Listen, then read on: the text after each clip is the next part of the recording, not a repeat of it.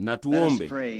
Baba wa mbinguni, tunakushukuru wewe usiku wa leo kwamba wewe ungali ni yule mimi niko mkuu, si yule nilikuwa au nitakuwa. Wewe ni wakati uliopo, Mungu wetu, na wewe ni yule yule leo, jana na hata milele, Mungu asiyebadilika. Tunakushukuru wewe kwa sababu kwamba tuna majaliwa haya ya kujua hili ambalo limefunuliwa kwetu na Roho Mtakatifu.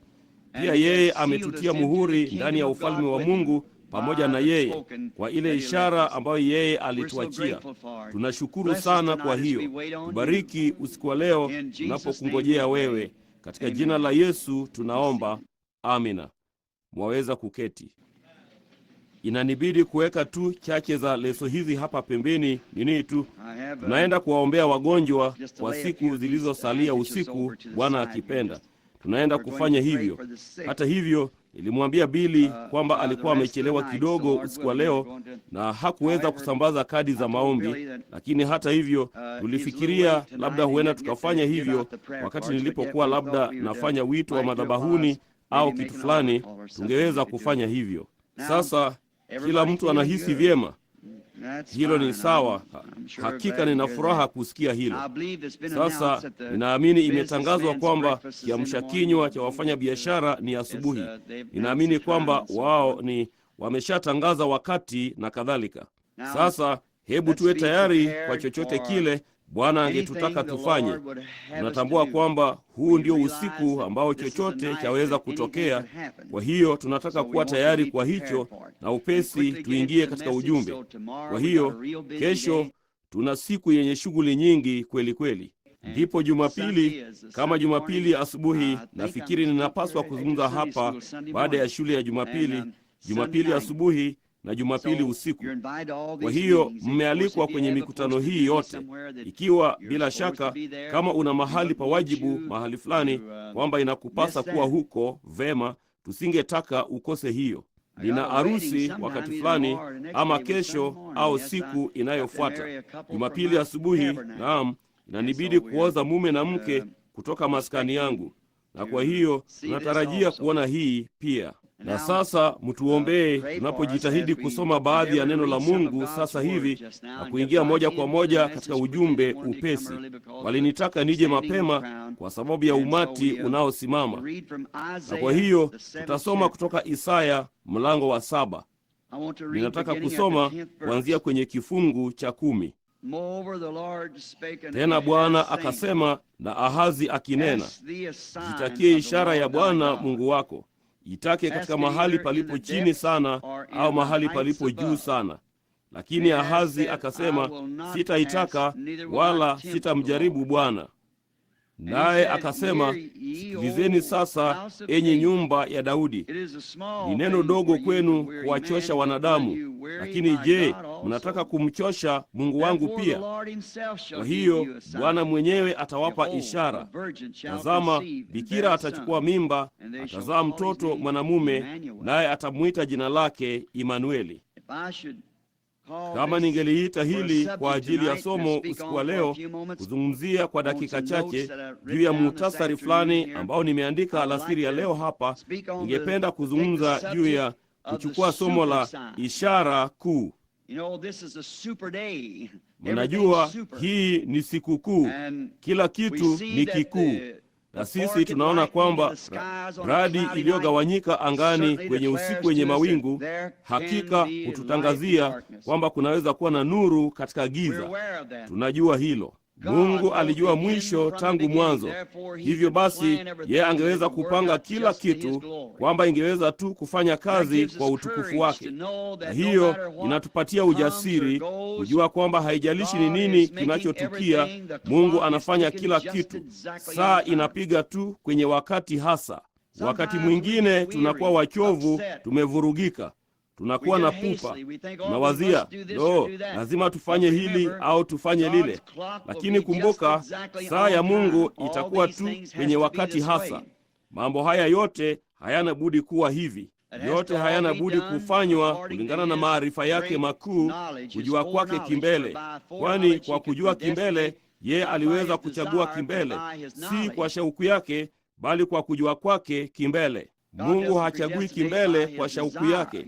Yeye hataki mtu yeyote aangamie, lakini kwa kujua kwake kimbele, yeye alijua ni nani angelikubali na ni nani asingekubali. Hivyo basi, yeye anaweza kufanya kila kitu kifanye kazi kulingana na saa yake kubwa inayopiga. Kwa kuwa yeye angeweza kutaja kimbele mwisho tangu mwanzo. Na kwa hiyo yeye alijua kwamba sisi tungeishi katika siku hii. Alijua kwamba hii ingekuwa ni siku yetu. Alikuwa na mipango kwa ajili ya siku hii. Amekuwa na mipango kwa ajili ya kila siku, na kamwe hata mpango wake mmoja haujawahi kushindwa. Yeye daima huwa kwenye wakati ufaao, na huu ndio ambao tunaita wakati mkuu.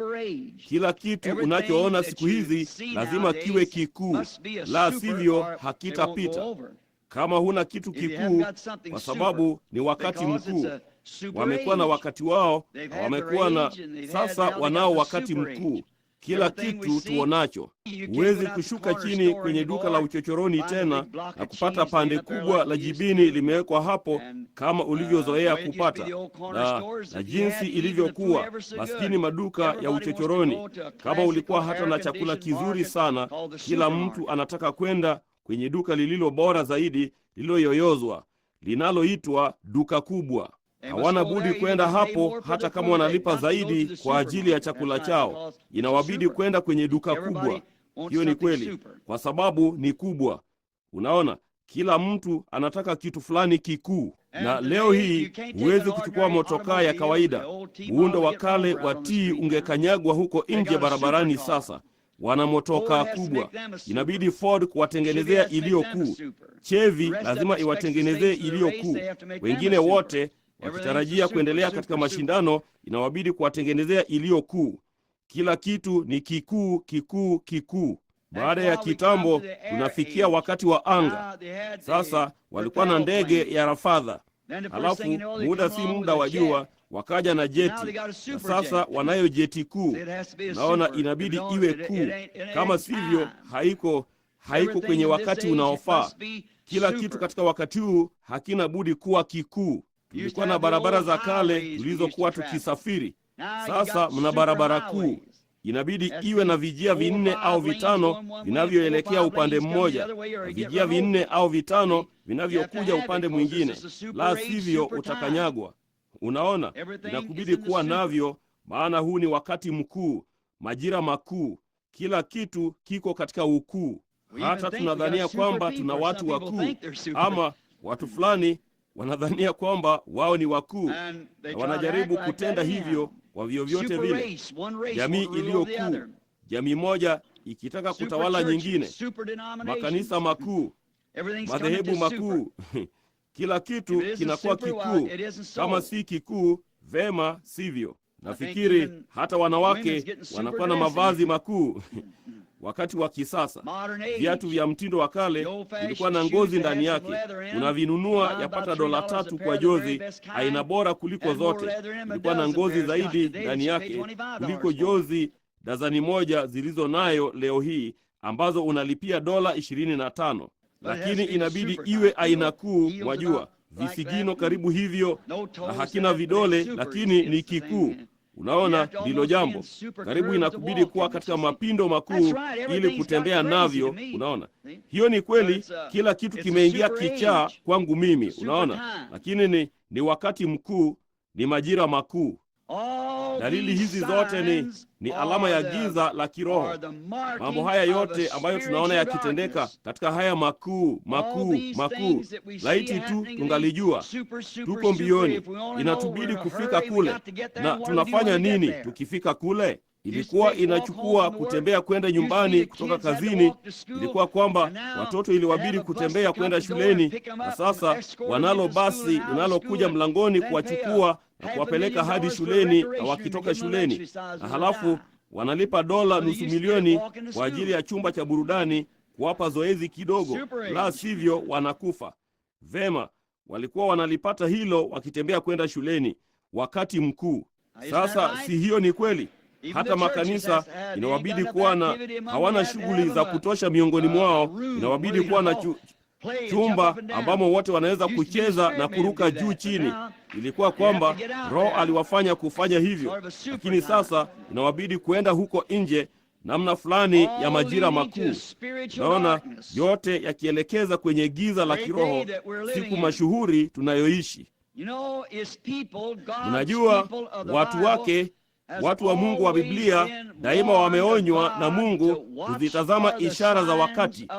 Yesu wakati yeye alipokuwa duniani aliwaambia Mafarisayo wa siku yake, yeye akasema, enyi Mafarisayo vipofu, kasema, mnatoka nje wakati wa jioni na mnaangalia na kuona anga zimetanda na ni nyekundu. Kasema, kesho mtasema kutakuwa siku angavu. Ndipo yeye akasema, ndipo mnatoka nje nayo ni mazito, yanaonekana yenye hasira, basi kesho hali ya anga itachafuka. Akasema, mwaweza kupambanua uso wa anga, bali ishara ya wakati hamwezi kupambanua. Kasema, kama mngalinijua mimi, mngaliijua siku yangu. Kama mngalimjua Musa, yeye akasema, mngalinijua mimi, kwa sababu Musa aliandika habari zangu. Kwa njia nyingine, kama ambavyo nimekuwa nikisema, wangalijua kwamba maandiko ambayo hayana budi kutimizwa katika siku hiyo yalikuwa yanatimia, na wao hawakujua hilo. Walikaza macho yao sana juu ya mapokeo yao na kadhalika, mpaka hawangeweza kuona maandiko yenyewe yakijifunua mbele zao. Ningefananisha wakati huu na ule, kwamba hata miongoni mwa watu wazuri wakati mwingine wanakosa kuliona, wanaondoka tu na kwenda. Na kwa uaminifu, ingenishusha moyo kama nisingejua kwamba Yesu alisema kile yeye alichosema juu yake, kwamba hakuna mtu awezaye kuja isipokuwa Baba yangu amvute, na wote Baba alionipa mimi watakuja. Kamwe hawataweza kuona hilo. Akasema, ni vema Isaya alivyonena juu yenu akisema, mnayo macho na hamwezi kuona, masikio na hamwezi kusikia. Ni tamasha la kuchukiza, lakini hivyo ndivyo walivyokuwa. Na sasa tunaona karibu kitu kile kile kipo leo hii, wakati tunajua kwamba tunaishi katika saa ambayo giza kuu inabidi lifunike dunia na watu. Pia tunakuta kwamba mafanikio haya yote ya kisasa ya wakati mkuu na kadhalika ambao tunaishi ni ishara tu ya giza totoro katika hali ya kiroho. Tuko katika wakati wa kanisa la Laodikia ambapo wao tu ni vuguvugu.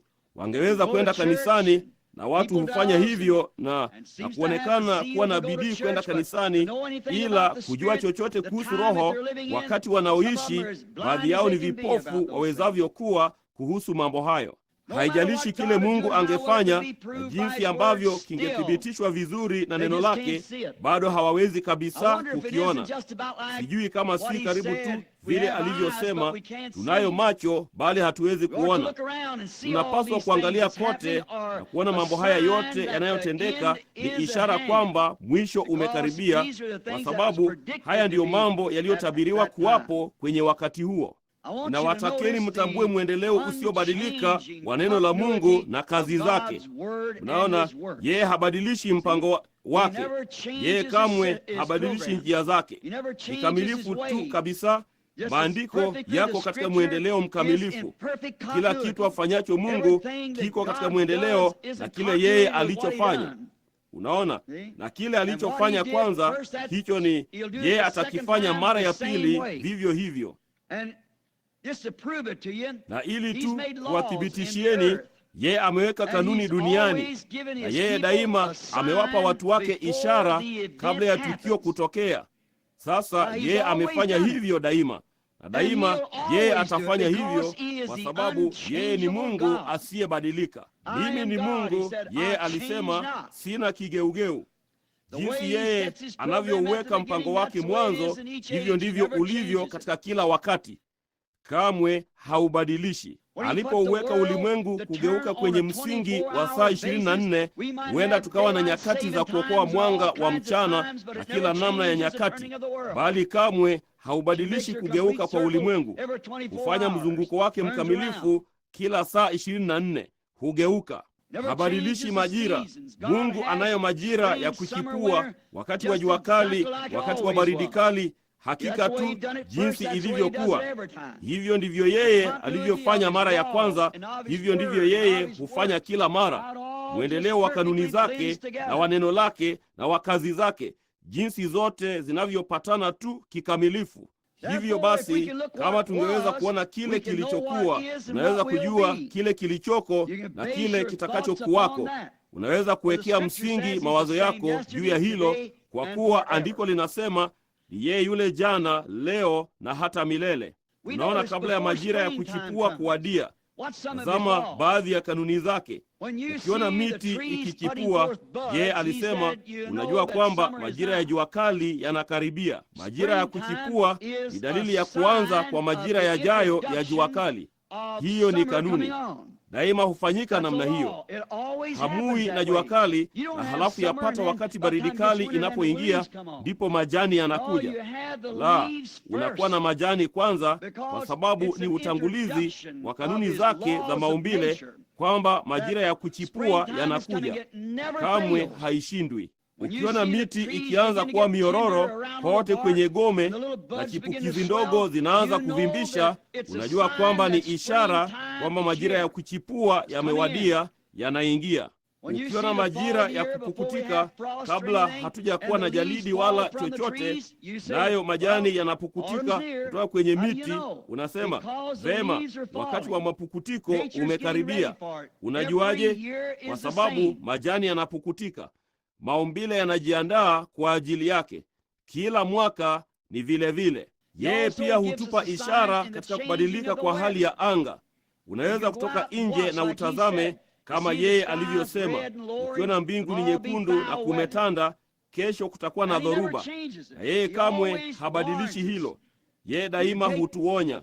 Unaweza kuchukua kuhisi hewa ikianza kuwa na unyevu muda mrefu kabla ya dhoruba, na kuangalia maumbile yote yakiingiana moja kwa moja, na hilo ni ishara. Kama ambavyo nimesema mara nyingi, kama hakukuwepo na Biblia, ningejua kulikuwa na Mungu. Kuangalia tu jinsi maumbile yanavyofanya kazi.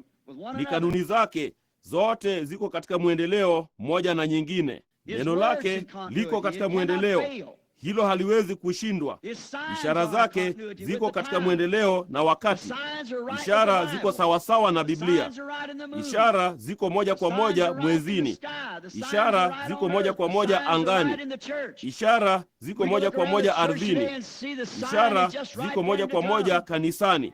Na sisi tunaweza kuangalia kote kanisani leo hii na kuona ishara iko sawa kabisa kwake kuja. Kwa mfano, jinsi inavyofanya kazi juu ya maumbile. Nimekuwa huko juu kwenye misitu ya kaskazini, mahali ambapo ningekuwa ninawinda. Kabla kamwe hatujawa na kipindi cha baridi, maskini mabata wanatoka Louisiana, wanaenda huko juu na kutengeneza viota vyao na kuangua vitoto vyao. Acha tu upepo wa kwanza baridi uje juu ya kilima hicho, wakati theluji inafunika milima, na maskini mabata wainuke kutoka hapo, na kamwe hawajawahi kutoka kwenye hicho kidimbwi na kuja moja kwa moja Louisiana wawezavyo kuja. Ni maumbile. Unaona, kanuni za maumbile. Wanafanya hivyo kila mwaka. Na halafu hebu, muda si muda wa jua, huku chini Louisiana, jua kali linaanza kuangaza. Chini hapa Louisiana, waangalie wote wakiwa pamoja, wanakutanika tena na kuondoka moja kwa moja kuelekea milimani tena. Waangalie mabata bukini hapa Texas, ambapo wengi wao huenda. Nimeona wakati ambapo ingetubidi kusimamisha motokaa kwenye barabara. Hawajisumbui kuhusu yeyote. Wanafikiria kuhusu kwenda. Wana uamsho unaoendelea. Wote pamoja, hujawahi kusikia kelele kama hiyo. Ni mbaya kuliko Wapentekoste wanapokusanyika pamoja. Unaona, ni kitu gani? Ni kanuni za maumbile. Unaona, wao kila mwaka wanakusanyika pamoja, kisha wanatembea katika kundi, kisha wanaondoka. Wakati hao mabata wakiondoka na mabata bukini kuondoka Texas, majira ya jua kali yanakuja. Hiyo ni kweli. Ndipo wanapoondoka British Columbia ya kaskazini, majira ya baridi kali yanakuja. Unawasikia hao mabata bukini wakienda, wakilia kwa nguvu kama wafanyavyo wakienda kusini. Unaweza kuwasikia na kulia, kwa sababu ninamuona Mungu akiwaongoza. Ni kitu gani kinachowaongoza kupitia hewani kusiko na njia, wakati yeye si kitu ila hayawani bubu. Ni kitu gani kinachofanya hivyo? Nikimsikia akiteremka akilia, huyo kiongozi huko nje, kwa namna fulani akichukua njia yake, labda hajawahi kuruka kwenda Louisiana hapo kabla, bali atafika huko. Usifadhaike, anacho kitu fulani ndani yake kinachomwambia mahali pa kwenda. Yeye anaruka, anaongoza kundi lao lote linakuja. Huenda hawajawahi kuwa hapo kabla, lakini anajua hasa ambapo mashamba ya mpunga yana mchele, sababu anacho kitu kinachomwongoza. Ni maumbile. Halafu majira ya kuchipua, wakati kukiwa shwari na joto chini hapa kutia majira ya baridi, atarudi moja kwa moja tena. Kwa nini? Ni maumbile yakijionyesha yenyewe. Ni kanuni za Mungu. Ishara zake daima hutangulia matukio yake, kama tu hiyo ifanyavyo. Ukiona mabata bukini wakienda, uone chipukizi zikija, uone majani yakipukutika, unaona ni mwendeleo wa maumbile yakiingia. Kanuni ya Mungu ya maumbile inaingia, na yeye anatanguliza matukio yake. Daima imekuwa, kamwe haijawahi kushindwa na kamwe haitashindwa. Kama tukifuata tu mwendeleo wa neno la Mungu, hatutashindwa kamwe pia. Ikiwa hatutachukua mwelekeo wa kisasa wa siku hii na kujaribu kuingiza kitu kingine ndani yake, ila kufuata tu mwendeleo wake kwa ajili ya wakati huu, angalia kinachotukia. Tutaenda moja kwa moja nyumbani pia moja ya siku hizi. Daima hufanya hivyo na kamwe haishindwi. Manabii ndiyo ishara kuu. Ishara kuu ya Mungu ni nabii. Sasa ninaenda kuzungumza dakika chache juu ya hilo. Hao ni neno lake lililodhihirishwa la wakati huo, na hiyo ndiyo sababu nabii daima ni ishara kuu ya Mungu. Yeye hajawahi kutuma hukumu juu ya nchi pasipo kwanza kumtuma nabii. Angalia tu na uchunguze maandiko. Nabii ndiye ishara kuu ya Mungu kwa watu wake, kwamba yeye amemtuma mtu huyu fulani, kama vile Nuhu, kama Musa na Eliya na manabii. Yeye huwatuma ili kudhihirisha neno kwa ajili ya wakati huo, kuwapa watu wake onyo, sawa tu na anavyotuma kipindi cha baridi juu ya mabata, wakimbiza kutoka kaskazini kwenda kusini. Mwendeleo katika maumbile, mwendeleo katika neno. Yeye kamwe hashindwi kufanya hivyo. Kama inahitaji hali ya baridi kuwapeleka chini, mwaka ujao inahitaji hali ya baridi kuwapeleka chini. Kama ikihitaji hali ya joto kuwarudisha, mwaka unaofuata inahitaji hali ya joto kuwarudisha. Basi wakati Mungu anapokuwa tayari kutuma hukumu, kabla hajatuma hukumu, yeye humtuma nabii na kudhihirisha neno lake. Anathibitisha neno la wakati huo. Alifanya hivyo katika vizazi vingine vyote. Aliahidi kufanya hivyo katika wakati huu, na yeye atafanya hivyo katika wakati huu. Haijalishi kile watu wanasema juu yake, yeye atafanya hivyo kwa vyovyote vile, kwa sababu yeye hawezi kuvunja mwendeleo wake. Ndivyo yeye alivyopanga, yeye hulifanya vile vile. Yeye kamwe hashindwi kulifanya kama alivyolifanya kwa mara ya kwanza. Kama vile Yohana Mbatizaji. Sasa tumekuwa na miaka 400 kuanzia Malaki hadi Yohana, hakukuwa na ishara. Nabii wa Agano la Kale, yapata kipindi kirefu, ila wakati wa waamuzi ambapo kuliwahi kuwa bila nabii. Shida ilikuwa nini? Ni kwa nini hawakuwa na nabii kwenye wakati huo? Hakukuwa na neno lilowekwa kwa ajili ya wakati huo. Iliwabidi kungojea mpaka wakati unaofaa ukawadia. Iliwabidi kungojea. Unabii katika Malaki ulisema, ilikuwa Malaki 3, tazama ninamtuma mjumbe wangu mbele ya uso wangu, ataiandaa njia yangu mbele yangu. Malaki 3:1. Sasa huo ulikuwa ni unabii wa Malaki wa kuja kwa Bwana Yesu.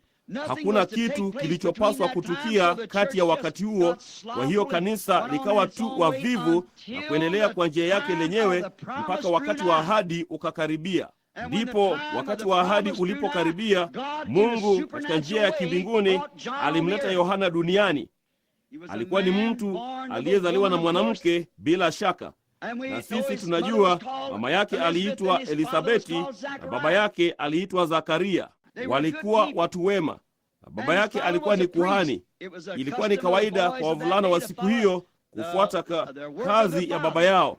Lakini tunafundishwa kwamba Yohana alipokuwa na umri wa miaka 9, baada ya kifo cha baba yake, alienda nyikani na kukaa peke yake mpaka alipokuwa na miaka 30. Unaona, kama angalikuwa amegeukia kile baba yake alichokuwa nacho, wangalimvuruga kabisa, hata asingalijua jinsi ya kumwona huyo Masihi wakati akija. Asingalimjua yeye kamwe, bali alikaa nyikani.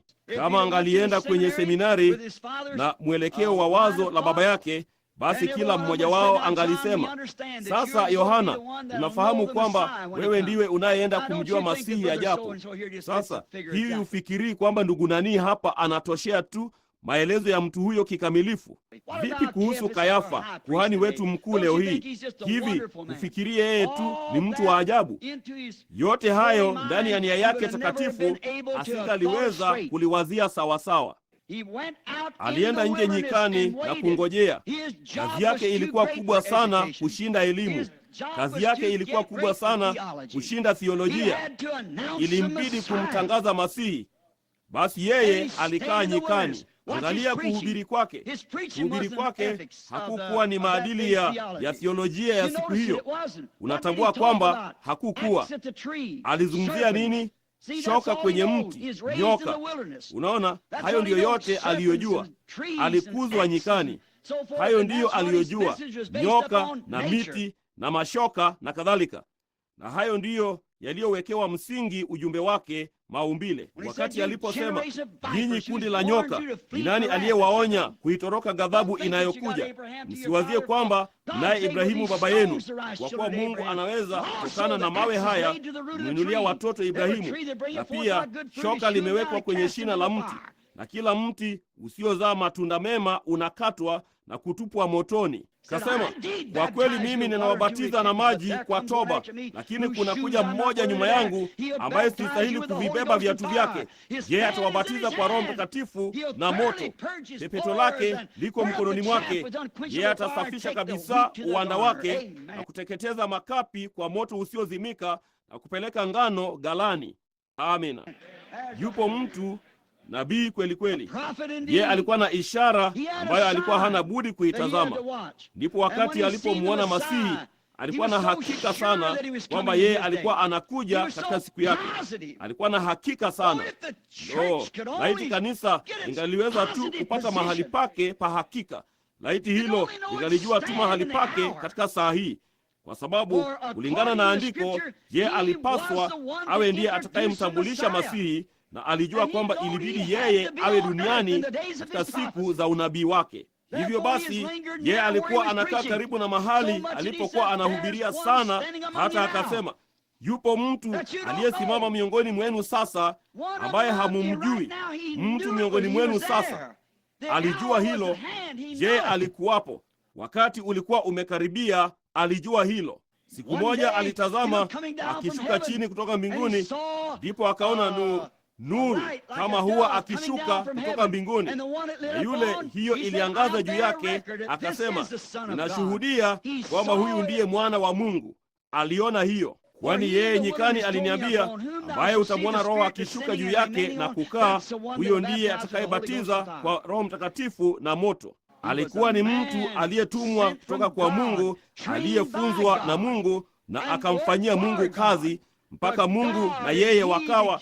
Yeye alikuwa ni nabii, nalo neno likamjia, kama nilivyosema hivi majuzi usiku, ndani ya maji. Yeye alikuwa ndiye neno kwa ajili la Mungu kwa ajili ya wakati wa unabii wa Malaki. Malaki alisema ungekuwa na mtu kama huyo, naye Yohana akaja jukwani, nabii, kutimiza neno la Bwana kwa ajili ya siku hiyo. Kwa hiyo hilo, yeye alikuwa ndiye ishara kwa Israeli, kama tu wangaliijua ishara. Hata wanafunzi walisema, ni kwa nini waandishi wanasema kwamba nabii lazima Eliya hana budi kuja kwanza? Akasema, amekuja tayari, nanyi hamkumjua. Mungu huifanya kwa njia rahisi mno, ili tu kuichukua ile mbegu teule, mpaka wengine hawaioni kamwe.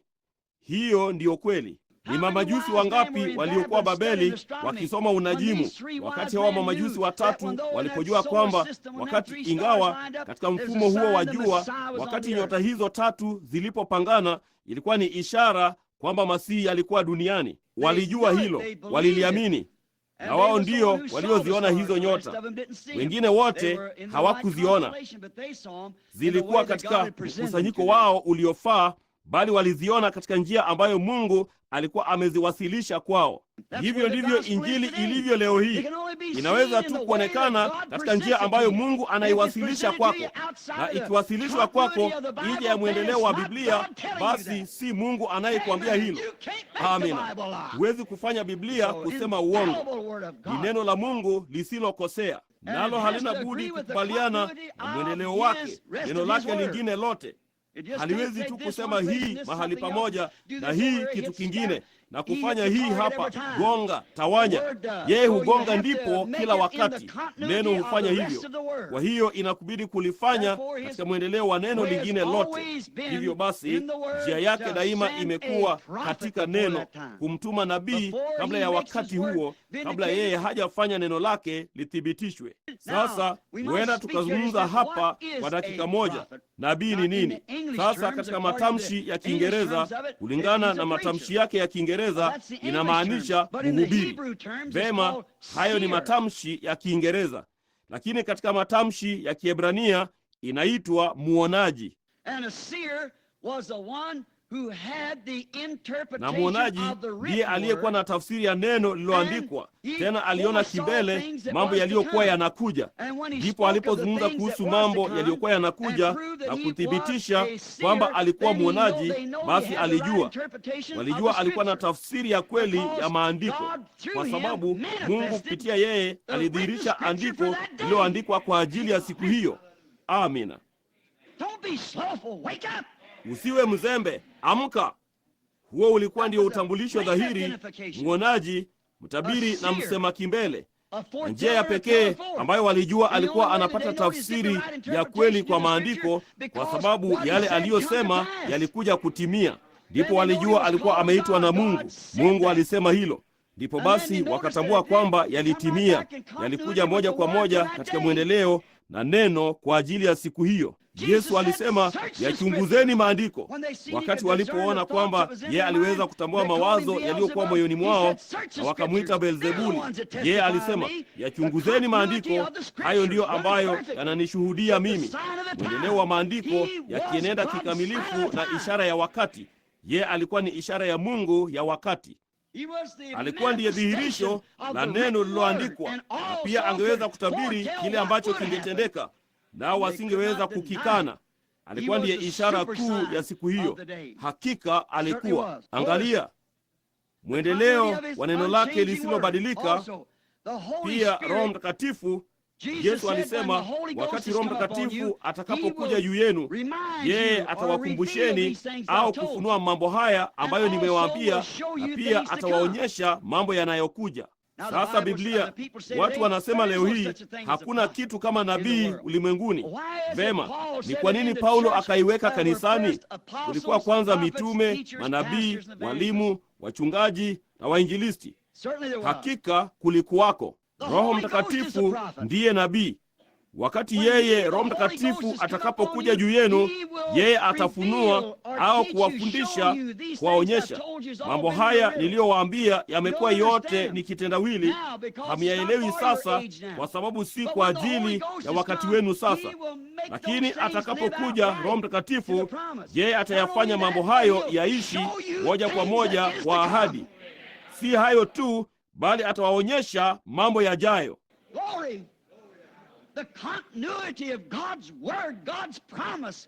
Utukufu, mwendeleo wa neno la Mungu, ahadi ya Mungu, Roho wa Mungu.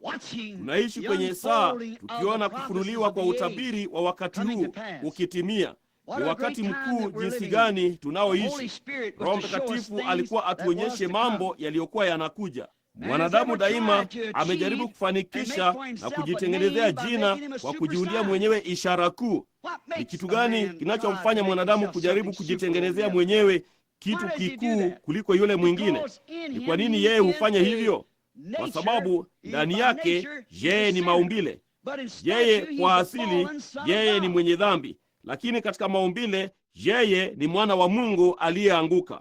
Ni kwa nini yeye hujijengea nyumba ya kupendeza namna hiyo, akiiboresha kila wakati? Ni kwa ndege hatengenezi makao yake tofauti hata kidogo. Nguruwe wa nchini angali anaishi ndani ya ardhi kama alivyofanya miaka 1000 iliyopita. Unaona, ndege angali anajenga kiota kama alivyofanya miaka 1000 iliyopita. Unaona, lakini mwanadamu anaendelea. Kwa nini? Yeye ni mwana wa Mungu aliyeanguka. Kuna kitu ndani yake kinachomwambia kwamba ikulu inayopendeza zaidi, na kuna kitu ndani yake kinachojaribu kukipata. Kinatafuta kitu hicho. Ukiangalia baadhi ya nyumba hizi leo, zitakuwaje upande ule mwingine? Wakati maumbile yaliyoanguka yanaweza kufanya jambo kama hili, itakuwaje? Lakini hilo ndilo linalomfanya kufanya hivyo, asili yake ndani yake. Ingawa ameanguka, anajaribu kufanya jambo fulani mwenyewe. Anajaribu kufanya hilo. Imekuwa tangu mwanzo. Adamu alijaribu kuunda dini kuu bila ya upatanisho. Wangali wanajaribu kufanya hivyo. Dini kuu, kuunda dini ili aweze kuishi vyovyote alivyotaka pasipo na upatanisho, na angali awe na kifuniko. Alijaribu kulifanya hapo mwanzo na angali anajaribu kulifanya, lakini njia ya Mungu iliyotolewa ilikuwa ni upatanisho, na kamwe haitafanya kazi vinginevyo. Haina budi kurudi kwenye upatanisho. Nimrodi alijaribu kujenga mnara mkuu, mnara wa kidini. Kama kutakuwa na mtu yeyote ambaye angenini, mnara mdogo ungekuwa labda na urefu wa futi 30, bali alitaka kufanya jambo kuu, kitu kikubwa zaidi. Kwa hiyo alijijengea mnara. Hiyo ilikuwa katika siku yake. Nebukadreza alitaka kujenga jiji kuu. Alichukua mfano kutoka mbinguni, mabustani yanayoning'inia, mto Frati karibu na kiti cha enzi. Kama vile tu maji ya uzima, mto wa uzima unaoteremka karibu na kiti cha enzi cha Mungu. Alijaribu kujenga jiji kuu. Marekani miaka michache iliyopita ilijaribu kutengeneza meli kuu. Waliitengeneza. Kwa hiyo wakasema, kamwe haitazama, isingeweza kuzamishwa. Mungu aliweka Titanic chini ya bahari. Inaonyesha kwamba mafanikio ya mwanadamu hayatafaidi chochote. Yote ni vumbi na inarudi kwa vumbi kilicho ndani yake. Urusi leo hii inajaribu kumwinua mwanasayansi mkuu anayeweza kufanya mambo fulani ya kisayansi kuuteka ulimwengu. Ufaransa si muda mrefu uliopita ilidhania wangali wangeweza kuwa na wanawake wao wanywe mvinyo na wakati mzuri. Kwa hiyo wakajitengenezea wenyewe ngome ya Maginot ilivyoitwa. Wakawa na bunduki zao zote zimeelekezwa Ujerumani, adui mkuu. Kama wakiwahi kuja upande huu, tutaishi tu vyovyote tutakavyo. Nasi tutajenga ngome kubwa hapa nje, tuitengeneze kwa saruji, tuelekeze bunduki zetu. Kama wakiwahi kuja, tutagusa kitufe, itafyatuka na kuwalipua kurudi huko Ujerumani. Ujerumani ikatembea taratibu nyuma ya hiyo. Walisahau. Vivyo hivyo nasi tumesahau. Mungu kwa mkono wake wenye nguvu anaonyesha ulimwengu huu hauwezi kusimama, bali wanataka ishara kuu. Walijitengenezea ngome ya Maginot na Ujerumani ikatembea taratibu nyuma yake kwa sababu walisahau. Kwa hiyo waliweza kuweka bunduki kwenye bonde la chuma lenye mizinga. Wangeweza kuigeuza upande ule mwingine na kupiga risasi. Walisahau hiyo. Hilo ndilo kanisa linalosahau leo hii. Wanalo kanisa kuu, wanalo dhehebu kuu, wanao watu waliovalia kwa njia kuu, wanacho kila kitu watakacho, na wahudumu wakuu wenye elimu kuu. Bali mnasahau kwamba neno la Mungu haliwezi kushindwa. Halina budi kuja jinsi Mungu alivyosema lilikuwa linaenda kuja. Hakuna njia ya kulihepa. Moja kwa moja ukaja Ujerumani baadaye. Walifikiria hilo lilikuwa ni wazo jema. Kwa hiyo wangeweza kuitengeneza ili waweze kugeuza bunduki zao upande ule mwingine. Kwa hiyo walijijengea ngome iliyoitwa ngome ya Siegfried. Lakini makombora ya Marekani ya kuangamiza kila kitu yaliwalipua kutoka ardhini. Unaona, wanajaribu kutengeneza kitu kikuu kila wakati. Makanisa leo hii wanataka dhehebu lao kuu. Tumejaribu kwa muda mrefu. Wamethodisti wanachukua yote, Wabaptisti wanachukua yote, ndipo Wapentekoste wakaja katika mashindano, wanachukua yote. Wakatoliki wanajaribu kuchukua yote. Kwa hiyo wanakuta kundi dogo lililotawanyika hawawezi kufanya hivyo. Lakini waweke pamoja jinsi linavyosikika la kimaandiko. Tuweke pamoja, tuweke pamoja, tutalifanya basi. Tutatorosha ukomunisti hadi baharini, bila kujua kwamba Mungu aliinua ukomunisti kuwashinda. Hilo ni neno kubwa kwa mhubiri kusema, lakini ninachefuka sana kusikia hili, ukomunisti, ukomunisti. Mnajua ishara za ukomunisti, bali saa mnayoishi hamjui chochote kuihusu. Hivi hamjui kwamba Mungu aliahidi kufanya hilo? Sawa na yeye alivyoanza kumwinua Nebukadreza kuangamiza Israeli kwa sababu hawakutembea katika njia yake. Biblia inafundisha hilo dhahiri, na hii ndiyo saa kwa ajili ya hilo kutendeka. Tunapata katika siku tunayoishi mambo haya yote. Wao si kitu chochote kilichofichika, ni kitu ambacho Mungu amefunua katika neno, ila watu ni vipofu sana, hawawezi kuliona. Leo hii tunawazia vema, sasa ikiwa sote tunaweza kuunganika katika umoja uliopo au katika baraza, wingi wa mashauri, kuna usalama. Hiyo ni kweli, lakini ni umati wa aina gani unaoshauriwa nao? Unawezaje kutembea pamoja? Unawezaje kuleta madhehebu haya pamoja, baadhi yao waaminio na wengine wasioamini na wengine wanaojifanya waaminio? Unaendaje kuwaweka pamoja na kutembea pamoja? Wawili wanawezaje kutembea pamoja wasipopatana? Pia imeandikwa. Angalia hapa wafanyalo, wanajiundia umati. Wakati mmoja walifanya jambo lilo hilo katika Biblia. Wakati Ahabu alikuwa taabani Ahabu aliagizia Yehoshafati aje kutoka Uyahudi na kutafuta kujua kama angeweza kuchukua majeshi yake na kumsaidia kupiga vita. Naye Yehoshafati, mwaminio nje ya muunganiko na Mungu wake, aliteremka huko chini na kusema, naam, kasema, kuna sehemu ya nchi huko ambayo ni yetu. Hiyo ni yetu. Mungu alitupatia hiyo. Nabii Yoshua alitugawia nchi hiyo, na sasa tunaona kwamba ni mali ya adui. Adui anakuza ngano hapo inayopaswa kuingia katika matumbo yetu wa Ebrania, na sasa wanainyakua huko na adui. Kasema, hivi tutakwea? Utakwea pamoja nami?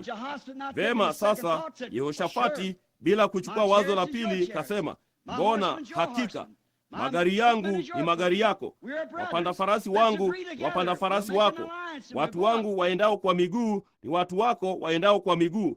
Sisi ni ndugu, hebu tupatane, tutafanya muungano na tutakwea.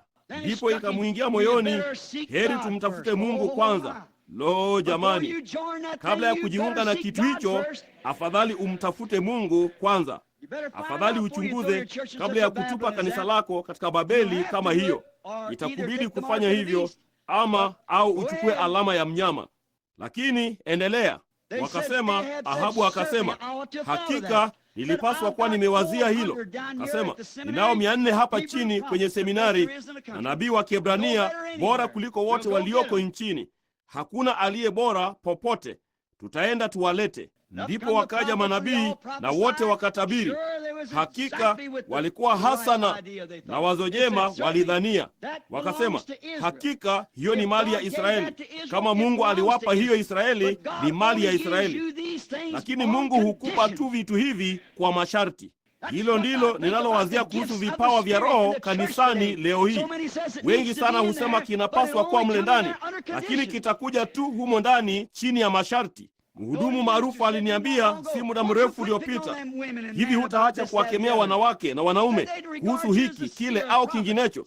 Kasema, wangekuchukulia kama mwonaji au nabii.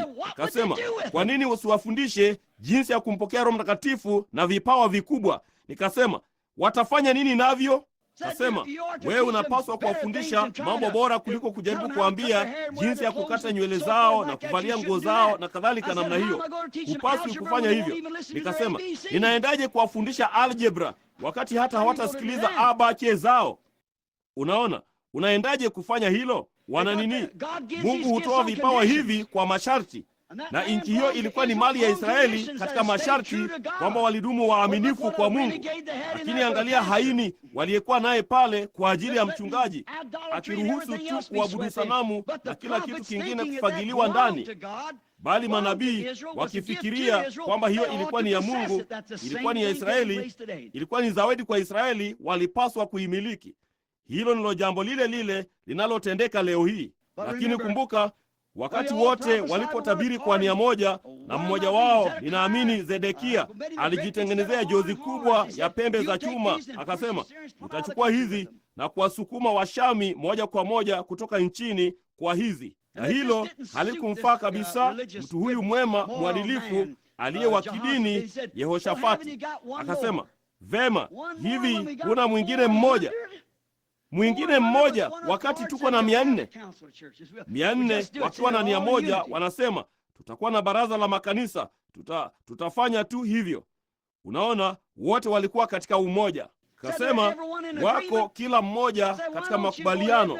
Kasema, kwa nini usiendelee basi na kukwea tu pamoja nami?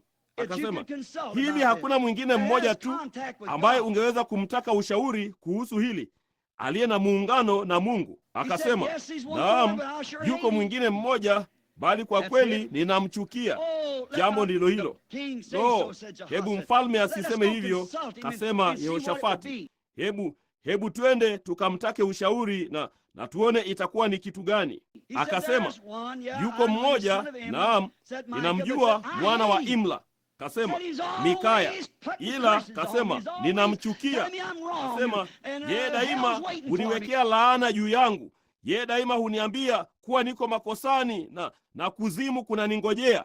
Kasema, ninachukia hata kumsikia akihubiri. Hakuna mmoja wa hao wahudumu wengine hata hawatamkaribisha makanisani mwao. Kasema, tumemtupa nje muda mrefu uliopita kutoka katika muungano. Kasema, hata sijui mahali ungeweza kumpata.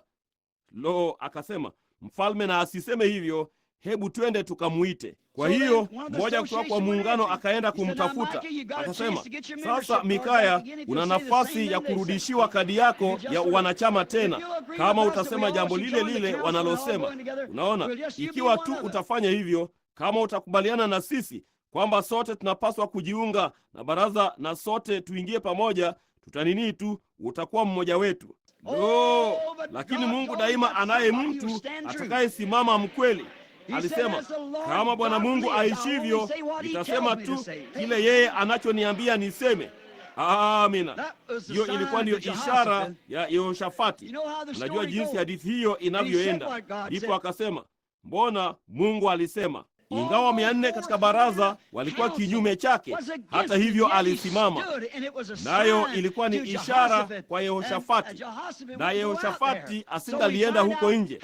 Kwa hiyo tunaona jinsi matokeo yalivyokuwa, kwa sababu kwamba neno la mtu huyo lilikuwa hasa na neno la nabii lililokuwa limetabiriwa kwa ajili ya siku ya Ahabu, kwa sababu alimchukua Nabothi mwenye haki na kumuua na kadhalika. Mungu alimwambia kupitia nabii Eliya kwamba mbwa watairamba damu yako mwenyewe. Hiyo ni kweli, na kile ambacho kingetukia na jinsi ambavyo wangemla Yezebeli. Alitabiri hilo, lilikuwa ndilo neno, naye Mikaya alikuwa ndiye ambaye angelifanya kutimia. Amina. Yeye alikuwa ni nabii ishara kwa ajili ya siku hiyo. Laiti tu wangalimsikiliza yeye. Kamwe haijawahi kushindwa. Mungu daima huituma. Kila mtu daima anataka ishara. Tunapaswa kutafuta ishara. Hiyo ni kweli, bali ya kidini. Ishara za kimaandiko, si ishara za kidini, ishara za Biblia. Kila mtu alikuwa anaenda kutafuta ishara, na walijua hii ingekuwa ni siku kuu, Mungu akiwa na mwisho tangu mwanzo. Kwa hiyo yeye akasema, nitawapa ishara, ishara kuu, nitawapa ishara ya milele. Amina. Itawapa moja ambayo haitashindwa kamwe na haitapita kamwe. Amina. Wanataka ishara. Kwa hiyo itawapa moja, ishara kuu. Hakuja katika umaridadi wa ulimwengu jinsi walivyomtarajia yeye kuja. Lakini yeye alisema nini? Bikira atachukua mimba. Amina. Hiyo ilikuwa ni ishara. Hiyo ilikuwa ni ishara kuu. Bikira atachukua mimba. Amina. Nini kuu? Ishara kuu. Si ishara ya kawaida, bali ishara kuu. Bikira akichukua mimba. Unaona, ishara ya kimbinguni. Ya kimbinguni ilikuwa ni ishara kuu, kwa kuwa bikira hakuwahi kufanya hivyo hapo kabla, lakini atachukua mimba. Ilikuwa iwe ni kitu gani? Jina lake litaitwa Imanueli. Itakuwaje? Mungu na mwanadamu watakuwa mmoja. Hiyo ndiyo ishara kuu. Mungu, laiti ulimwengu ungeweza tu kuona hilo, kwamba Mungu na mwanadamu ni mmoja. Ishara kuu ilikuwa ni yule mtu wa kwanza ambaye Mungu angeingia ndani yake. Yote aliyokuwa Mungu yeye alimimina ndani ya Kristo, na yote aliyokuwa Kristo alimimina ndani ya kanisa. Ishara kuu, Mungu na mwanadamu pamoja. Hiyo ilikuwa iwe ndiyo ishara kuu ya siku ya mwisho, wakati Biblia yote ilipaswa kutimizwa katika siku za mwisho. Ishara kuu, bikira atachukua mimba. Na mimba hii, wakati hiyo itakapozaliwa, itakuwa ni Mungu akidhihirishwa katika mwili. Ishara kuu. Wangali hawaiamini, lakini ilikuwa hata hivyo. Ingali ni ishara kuu. Tazama, ishara kuu. Wanaye mtu mkuu leo hii. Wanazo hadithi za kubuni za mtu mkuu, aina hizi zingine zote za vitu vikuu. Lakini kanisa linayo ishara kuu. Mungu akirudi kanisani tena, amedhihirishwa katika mwili wa mwanadamu. Mungu akiunganishwa na mwanadamu, ishara yake kuu ya hakika. Angalia ishara ya milele, ishara isiyoshindwa. Hiyo haitashindwa kamwe. Mwanadamu na neno na mwanadamu walifanyika mmoja. Wakati neno la Mungu na mwanadamu walifanyika mmoja, kama vile Yohana Mtakatifu sura ya 1 isemavyo, hapo mwanzo kulikuwako neno, naye neno alikuwa kwa Mungu, naye neno alikuwa Mungu, naye neno akafanyika mwili akakaa katikati yetu. Hiyo ndiyo ishara kuu. Kama hiyo ilikuwa ndiyo ishara kuu ya siku hiyo, wakati Roho yule yule aliyekuwa juu ya Yesu Kristo akija katika kanisa lake kudhihirisha neno lililoandikwa kwa ajili ya siku hii, hiyo ingali ni ishara kuu. Kanisa linaweza kuwa na ishara ya baraza, wote wakija pamoja kwa ajili ya amani bandia ya ulimwenguni na yote wanayotaka kuwa. Wabaptisti wanaweza kusema tumepata milioni 1 zaidi katika mwaka wa 44. Wamethodisti wanaweza kufanya kila namna ya majigambo watakayo, umoja au utatu, chochote kile walicho, lakini ishara kuu ingali ni Mungu anabaki mkweli. Kwa ishara hiyo kuu ni Mungu ndani ya mwanadamu akidhihirisha neno lake lililoandikwa. Neno lake, wakati yeye Roho Mtakatifu akija juu yenu, atayafunua mambo haya, awaonyesheni na atawaonyesha mambo yajayo. Waibrania 13:8, Yesu Kristo yeye yule jana, leo na hata milele. Hakika uzao mkuu wa Ibrahimu. Je, alikuwa mwana mkuu? Ibrahimu alikuwa na mwana mmoja, alimzaa huyo kwa mwili wa kawaida. Huyo alikuwa ni Isaka. Ndipo akawa na mwana mwingine, na huyo mwana alikuwa kwa imani. Huyo alikuwa ni Yesu. Yeye alikuwa ni mwana wa Ibrahimu, mwana wa Daudi, mwana wa Mungu. Aliiona kimbele katika ono. Imani katika neno lake lililoahidiwa ilionyesha katika nini ya mwisho, kuonyesha katika siku hizi za mwisho. Ibrahimu, tunapaswa kuwa uzao wa Ibrahimu. Kama tumekufa ndani ya Kristo, sisi ni uzao wa Ibrahimu na warithi pamoja na yeye kulingana na ahadi. Sasa ni kwa nini Ibrahimu alipewa ishara hii kuu? Kwa sababu kwamba ingeleta ishara kuu ya siku ya mwisho. Haina budi kuonyeshwa. Mungu alimwonyesha Ibrahimu mwisho tangu mwanzo, na kile kilichokuwa kinaenda kutukia, Mungu akidhihirishwa katika mtu, mwana wake mkuu wa imani, mtu ambaye asingeweza kumwangamiza huyu mwana. Wangeweza kumwangamiza Isaka, wangeweza kumwangamiza Yakobo na warithi baada yao, lakini huyu mwana mkuu asingeweza kuangamizwa. Ibrahimu, uzao wa Ibrahimu, imani hii, kwamba si uzao wa kimwili, bali imani ambayo Ibrahimu alipokea, si kwa torati ya tohara, bali kwa imani katika neno. Mwana mkuu wa imani ya Ibrahimu ambaye alikuwa ni Yesu Kristo. Sasa wana wake wengine wote walikufa, bali mwana huyu asingaliweza kuuawa. Yeye aliuawa, bali asingekaa mfu. Kaburi halikuweza kumweka. Ni yeye yule jana, leo na hata milele. Angalia Mwanzo 22:16 na 17. Juu kwenye mlima ambapo Mungu alimwonyesha Ibrahimu kwenda, na huko aliona kondoo dume aliyeshikwa kwa pembe zake nyikani. Tazama upesi sasa, baada ya kumchukua Isaka na kumfunga, ambaye alikuwa ni mwana wake wa kimwili, akamlaza juu ya madhabahu kuondoa uhai wake. Ndipo alipoanza kuondoa uhai wake katika utii wa upendo kwa Mungu. Ndipo wakati alipofanya hivyo, jambo fulani likatukia. Alisikia sauti ikisema, Ibrahimu, ondoa mkono wako, kwa kuwa ninajua kwamba wewe wanipenda mimi. Ndipo basi akamsikia kondoo dume akilia, ameshikwa na pembe zake nyikani nyuma yake. Ndipo akaita jina la mahali hapo Yehova Yire. Tazama, Mungu alisema, na uzao wako, uzao wa Ibrahimu sasa utamiliki malango ya adui zake. Yeye angeyachukua malango, ayamiliki malango. Yeye aliahidi hilo. Sasa uzao wake wa kimwili ulifanya hivyo. Hakika wote wa uzao wa Ibrahimu wa kimwili walikuwa ni manabii waliokuja nyuma yake. Kulikuwa na Musa, uzao wa Ibrahimu, na alipokuwapo alifika kwenye lango katika wajibu wake. Alifika kwenye lango la bahari ya Shamu baada ya kuwafundisha watoto wa Israeli kuhusu nchi ya ahadi ambayo Mungu alikuwa ameahidi. Alikuwa ni nabii wa Mungu. Alikuwa amedhihirishwa mbele za watu kama nabii wa Mungu. Mungu aliumba kupitia yeye. Mungu alifanya kila namna ya ishara na miujiza kupitia yeye. Na yeye alidumu moja kwa moja na neno la Mungu kwa sababu alimtafuta Mungu kwanza. Na yeye alijua mahali pake. Alijua kwamba alizaliwa kwa ajili ya wakati huo, kudhihirisha neno la Mungu kwenye wakati huo. Ndipo basi moja kwa moja kwenye wajibu alikumbana na kitu ambacho hakujua la kufanya.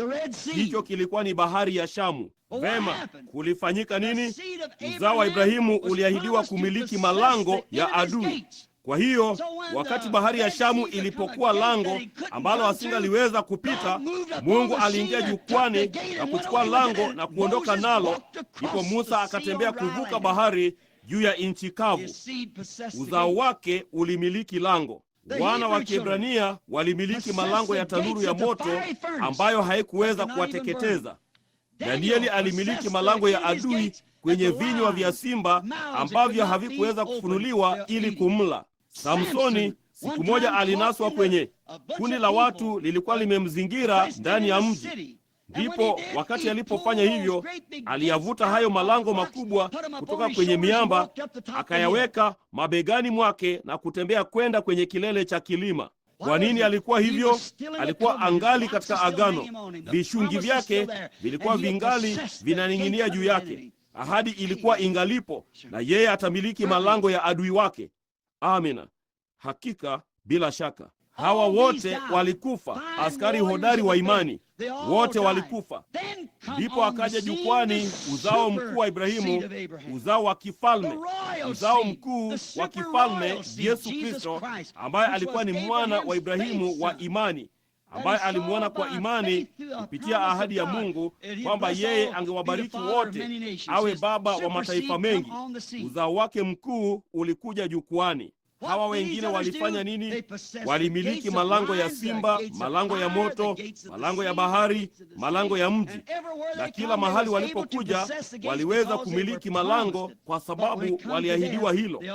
Bali ilipofikia mauti, wote iliwabidi kufa. Sasa huyu hapa anakuja uzao wa kifalme.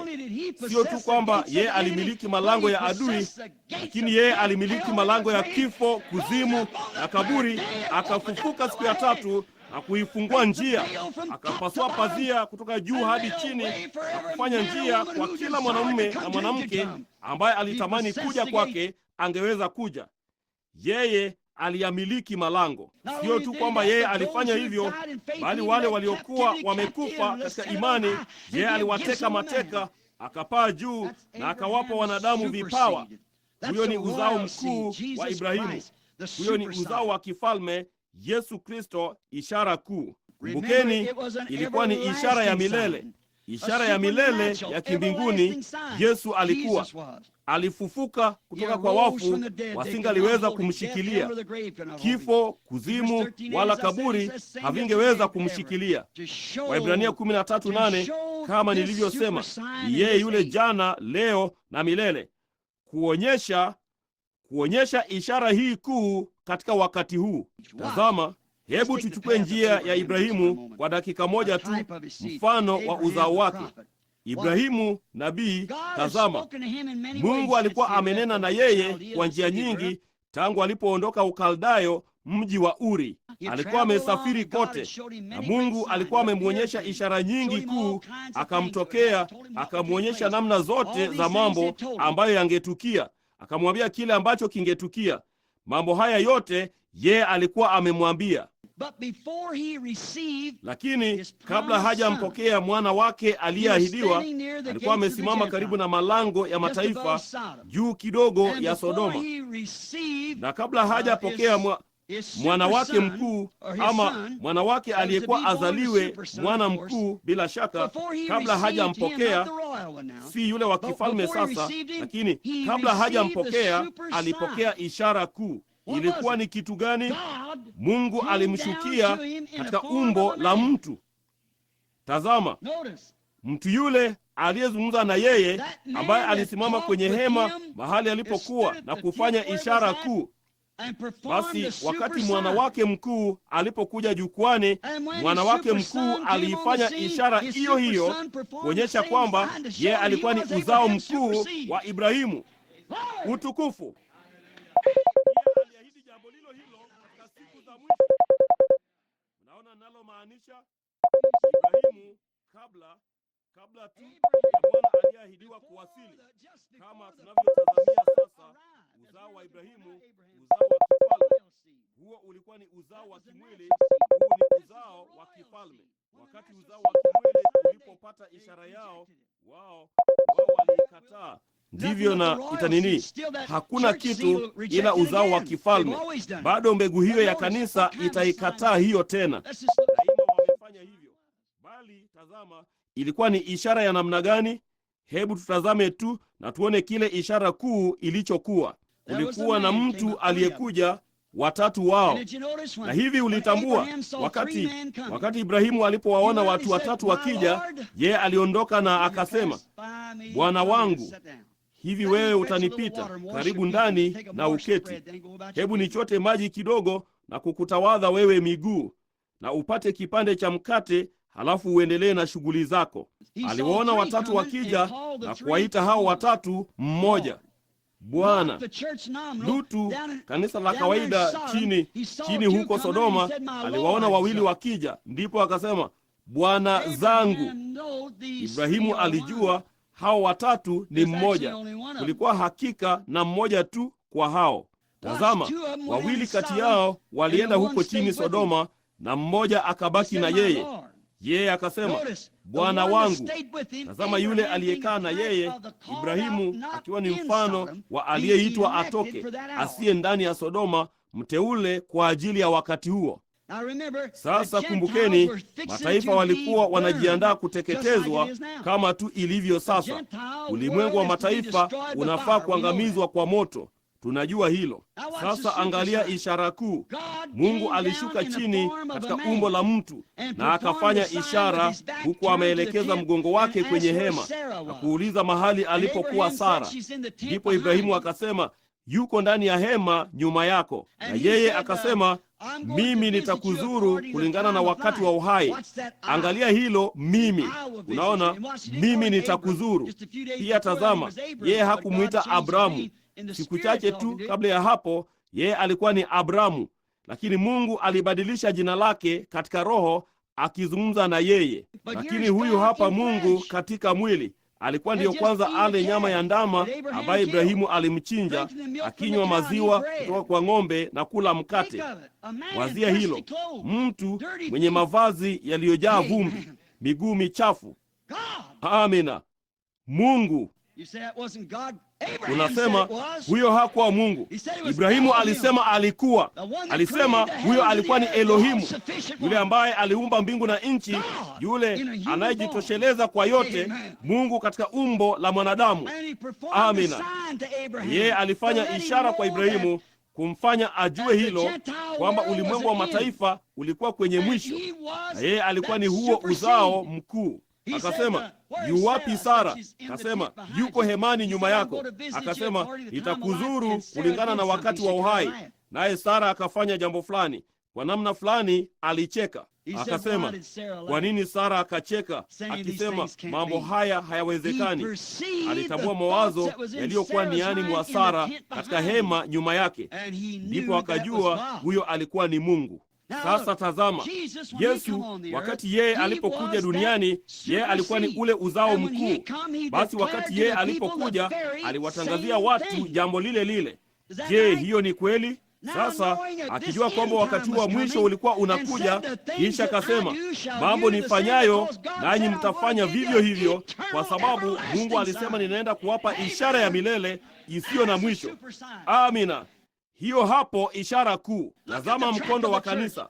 Limekuja kupitia Luther, Wesley, Pentekoste, madhehebu. Tumekuwa na funuo na namna zingine zote za mambo. Tulikuwa na kunena kwa lugha. Tumekuwa na karama za uponyaji. Tuna kila kitu kikidhihirishwa. Lakini tazama, moja kwa moja kwenye wakati wa mwisho, kabla ya kuteketeza na kuangamiza, ishara kuu inaonekana kiajabu, moja kwa moja jukwani tena mbele zetu. Amina. Mungu mwenyewe, si mwanadamu, bali Mungu akidhihirishwa, ishara kuu, ishara isiyo na mwisho, ishara ya milele, ishara kuu, Mungu akidhihirishwa katika mwili, ishara ile ile ambayo mwana wake alifanya. Mwana wake mkuu aliahidi hiyo hiyo kwenye wakati wa mwisho.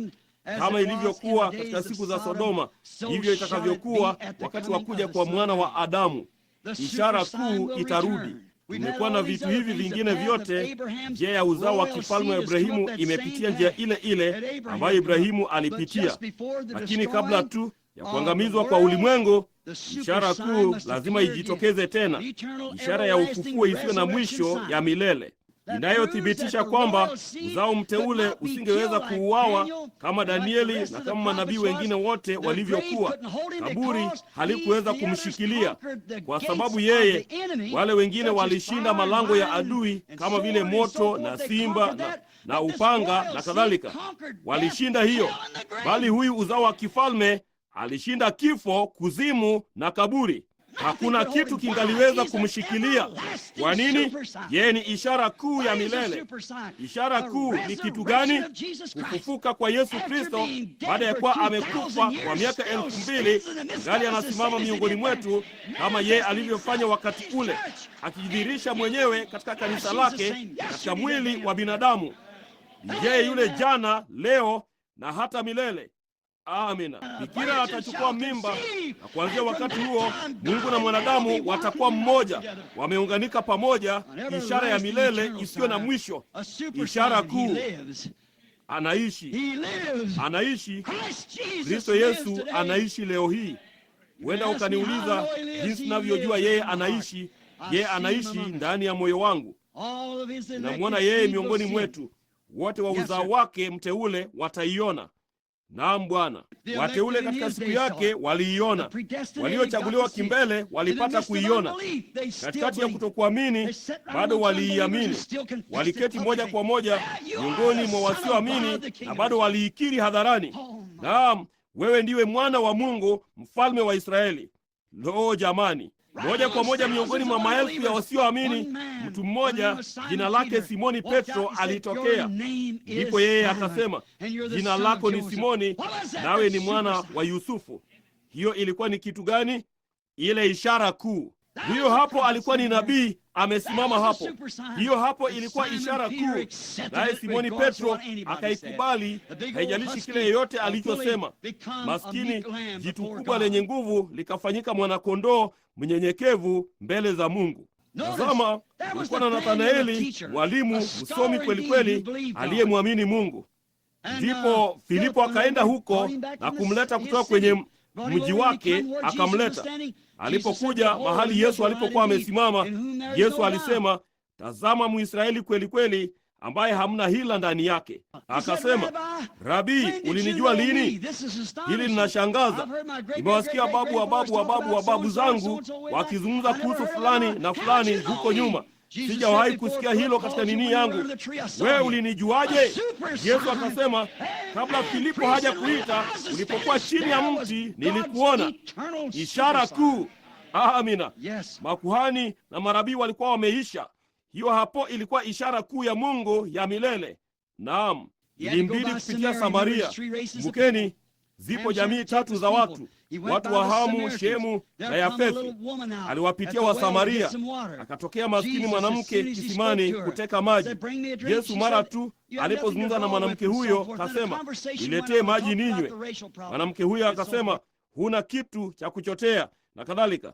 Ndipo mazungumzo yakaendelea. Walizungumza kuhusu shida ya jamii na kadhalika. Baada ya kitambo, yeye akamwambia mwanamke huyo, nenda kamuite mume wako na mje hapa. Sasa mwanamke huyo akasema, mtu huyo anajaribu kujifanya mwerevu kwangu. Unaona, mimi sina mume.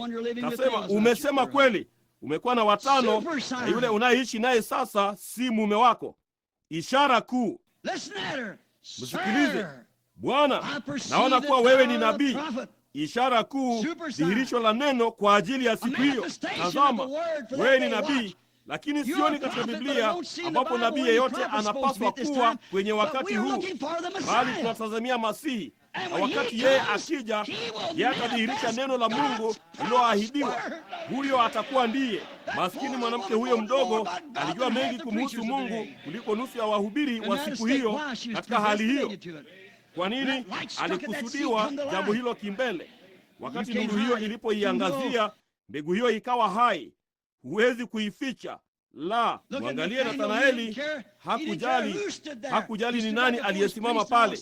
Alisimama moja kwa moja mbele ya kuhani wake na wote, nasema, Rabi, wewe ni mwana wa Mungu. Wewe ni mfalme wa Israeli tunayemtazamia.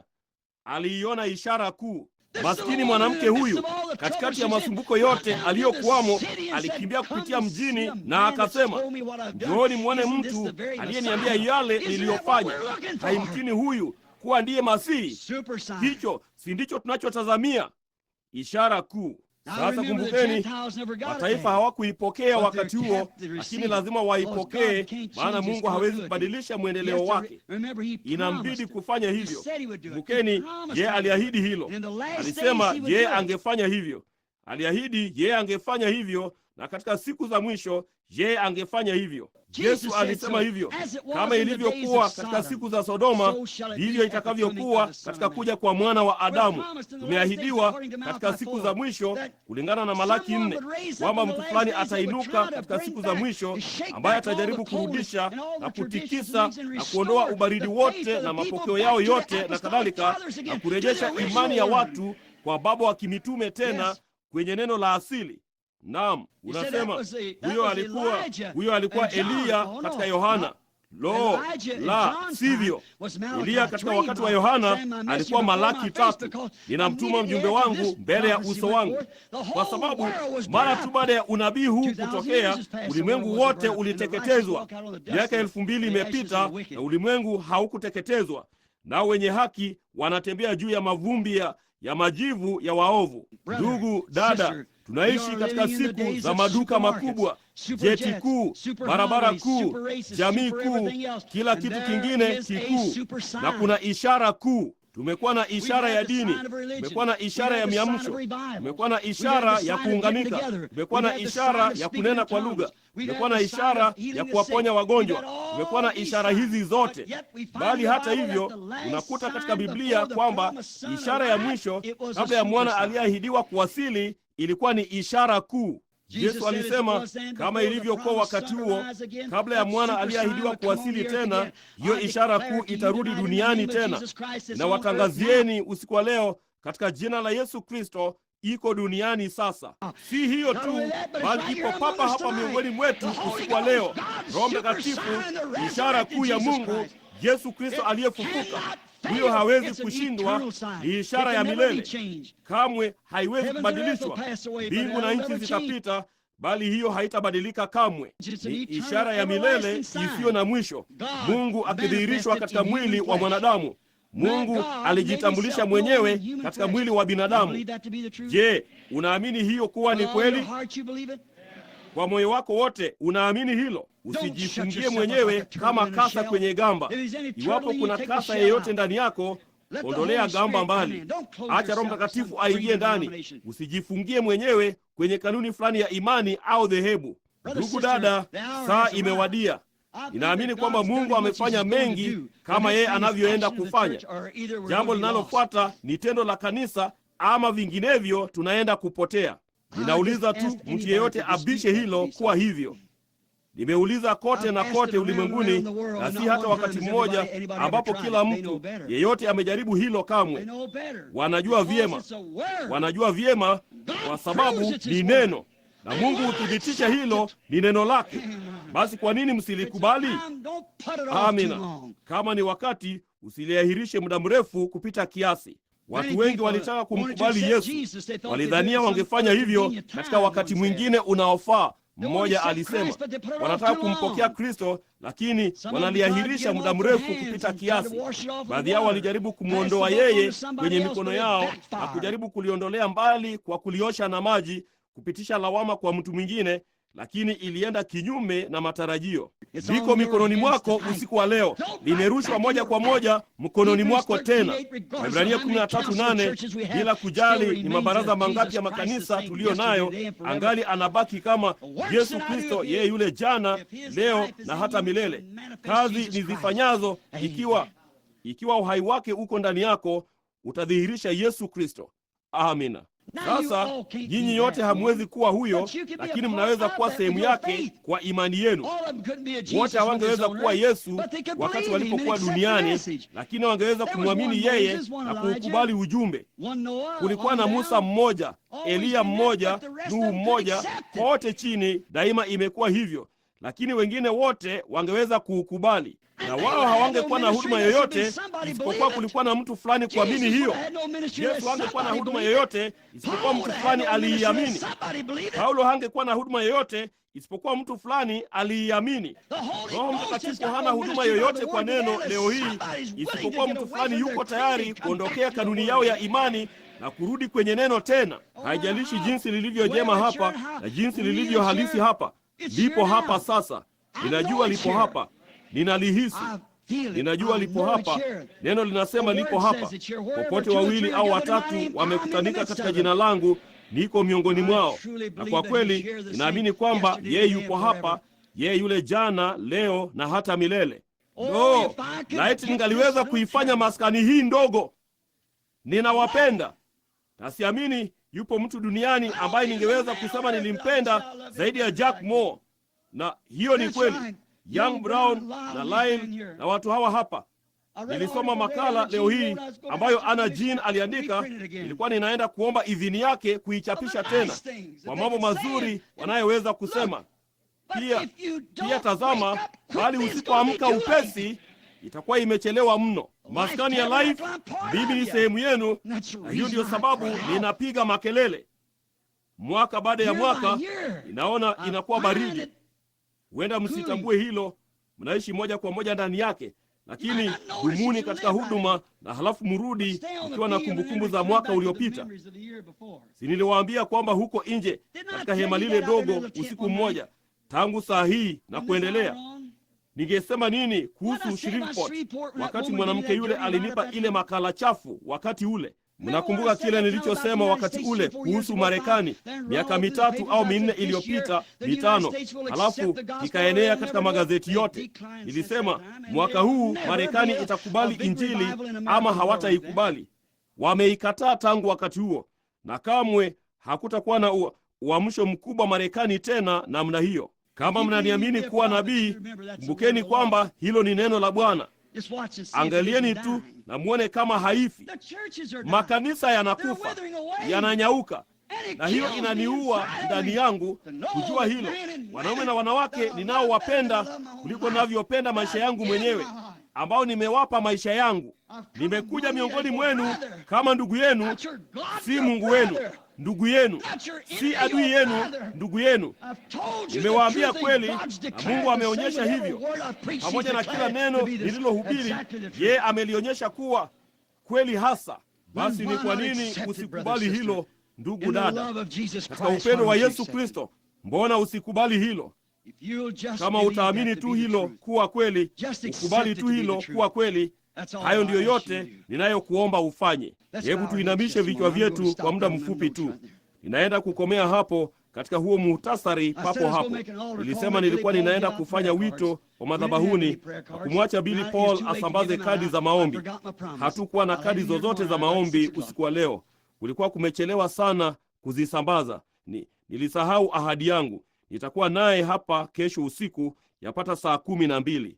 Hatuhitaji kadi za maombi. Hata hivyo, daima nimejaribu kuwaondoa kwenye desturi hiyo daima ya kuwekea mikono kama Wayahudi walivyofanya. Jairo alisema, njoo ukaweke mikono yako juu ya binti yangu naye ataishi. Mrumi alisema, nena tu neno.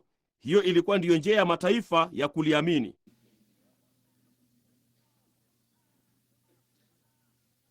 If I've told you the truth, kama nimewaambia kweli, sasa sikilizeni changamoto hii. Kama nimewaambia kweli, basi inanibidi kusimama hapa kwenye jukwaa hili mbele zenu na kuwaambia hili. Na inafaidi nini kuwaambia kama Mungu hayuko ndani yake? Na kama ni kweli ya Mungu, yeye anawajibika kuunga hiyo mkono. Inambidi kuiunga hiyo mkono. Yeye aliahidi angefanya hivyo.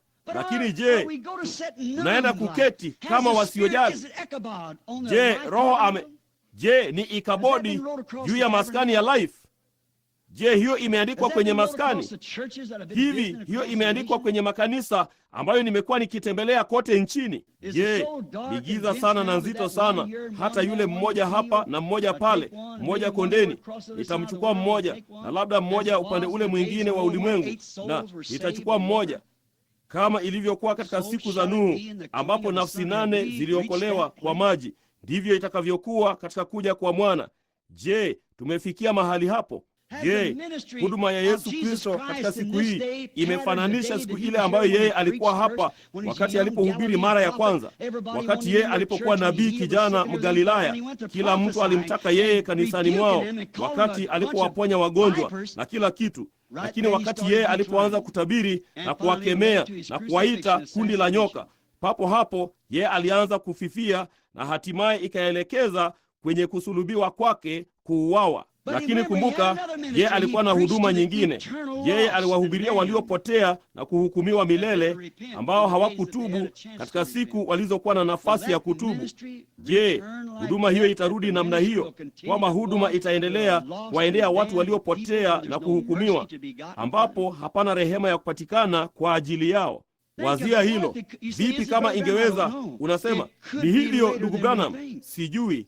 Huenda kumechelewa kuliko tunavyofikiria. Ukiona kivuli cha kitu chochote, unajua kile kitakachokuwa kikiwa halisi. Uliinua mikono yako na kuona vidole 4, vidole 5, chochote mkono wako utakachokuwa wakati kivuli kitakapofanyika kitu halisi. Hicho ndicho ulicho katika kivuli. Aminini, enyi marafiki. Lo, Mungu awasaidie. Jamani, ni mara ngapi mmeninunulia suti za mavazi? Ninazo kule nje sasa, zawadi, katoni za peremende, ndoo za shira. Hata mmeipa familia yangu taulo, watoto wangu nguo. Mmenilisha, mmefanya kila kitu mlichoweza kufanya. Na sasa hebu niwafanyie jambo fulani. Hebu na laiti Mungu angaliweza tu kuingilia kwa njia fulani sasa hivi. Kwenu mlio kwenye orofa ya juu, orofa ya chini, popote mlipo kwenye roshani, Mungu asipounga mkono kile ninachosema, basi nimesema uongo. Lakini kama yeye anakiunga mkono, ninajua mmeona uigaji mwingi wa kimwili, lakini huo unapaswa kufanya kitu halisi kuangaza bora zaidi kwenu. Iweni na imani na muamini. Bila shaka hakuna kadi ya maombi jengoni. Kama ipo, inua mkono wako. Yeyote aliye na kadi ya maombi kutoka kwenye mkutano huu. Naona hakuna hata moja. Lakini wapo watu wagonjwa wanaoketi hapa, na kama Roho Mtakatifu papa hapa kwenye jukwaa hili atafunua na kupitia kwenye wasikilizaji hawa na kuzunguka kupitia hapa kwenu, enyi watu, angalia kile Biblia ilichosema. Ni nini ishara kuu? Ni neno lililodhihirishwa katika kila wakati. Hiyo ni kweli? Vema, ni kwa nini hawakuweza kumwamini Yesu wakati Waebrania 4 ilisema kwamba neno la Mungu ni kali, lina nguvu kuliko upanga ukatao kuwili, likipasua? Hiyo ni wakati hilo likihubiriwa katika nguvu zake. Hilo hukata kulia na kushoto, lina ncha mbili, hukata pande zote. Ni kitu gani? Hukata hata kwenye mafuta ya mfupa. Na hufanya nini kingine? Hutambua mawazo yaliyoko moyoni. Yesu akisimama pale na unabii wake ukiwakata hao watu wa kidini vipande vipande na kuwaita kundi la mashetani juu ya watu na kulilia msamaha wao wakati walipomsulubisha. Kama ndugu Jack alivyosema wakati mmoja, alitoa tamshi, watoto wake mwenyewe wakililia damu yake. Hiyo ni kweli. Alikuwa akijaribu kuwaokoa kutoka kwenye jehanamu la Ibilisi. Na walipoona utambuzi huo ukiendelea, kwa nini hawakujua kwamba hiyo ilikuwa ni ishara kuu ya Mungu? Sababu ile ile kanisa haliijui leo hii, lakini popote nuru hiyo inapoangazia ile mbegu iliyokusudiwa, itakuwa hai. Ndiyo hasa, huwezi kuizuia. Jua la mwanga huko juu, JUA, inadhibiti uhai wote wa mimea. Mbegu ikiwa hapo na jua liiangazie, itachipuka kuwa hai. Naam Bwana. Naye MWANA wa Mungu ndiye mdhibiti wa uzima wote wa milele. Na iwapo una mbegu ya uzima ndani yako, ndugu, wakati huyo MWANA akiangaza hapo na kukuonyesha kile alicho yeye, inachipuka kuwa hai. Hakuna njia ya kuizuia na huo. Wewe amini sasa, amini tu. Kuwa na imani katika Mungu wakati tukiomba kwa kicho. Baba wa mbinguni, hizi hapa mbele zangu zimewekwa lundo la vitambaa, leso. Mungu, kila mtu anakuamini wewe kama mponyaji. Hakika watu wote wa Full Gospel wanakuamini wewe hivyo. Wewe ni mponyaji, na wewe ni mwenye fadhili sana na mwenye rehema kwao. Moja kwa moja kwenye saa za kusulubiwa kwako, wewe ungali uliponya, ukarudisha sikio la akida wa Kirumi tena, ambalo Simoni alikata kwa upanga wake. Adui aliyekuja kukushika wewe, wewe ungali ulikuwa mwema na mwenye rehema kuponya. Ungali unafanya jambo lile lile. Bali Bwana, je, macho ya watu yanaweza kufumbuka na waone kwamba kile tunachojaribu kuwaambia kwamba ni wakati wa mwisho?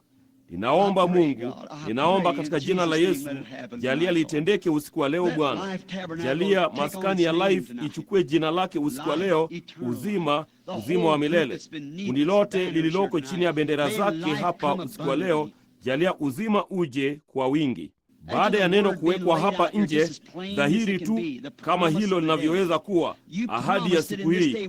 Wewe uliahidi hiyo katika siku hii. Tunajua hilo Bwana, na sisi ni watoto wa Ibrahimu. Tumekuja kuteremka kupitia kama Ibrahimu alivyofanya, kutoka kuvuka, kukiri, kuja huku katika nchi ya kigeni. Tulifanya hilo. Tumekuwa na maono na funuo na kila kitu cha Mungu, jinsi yeye alivyotuzungumzia na kutuponya na kufanya mambo yale yale ambayo yeye alimfanyia Ibrahimu. Bali katika wakati wa mwisho, kabla tu ya mwana aliyeahidiwa, ndipo Mungu akaonyesha kile wakati wa mwisho ungekuwa wa ishara kuu. Ndipo basi mbegu kuu, Yesu Kristo, mbegu ya imani, inashuka chini na kufanya jambo lile lile katika mwisho wa Wayahudi kama walivyofanya kule katika mwisho ule. Na sasa katika mwisho wa vitu vyote, yeye aliahidi kuja tena kama ilivyokuwa katika siku za Nuhu na katika siku za Sodoma.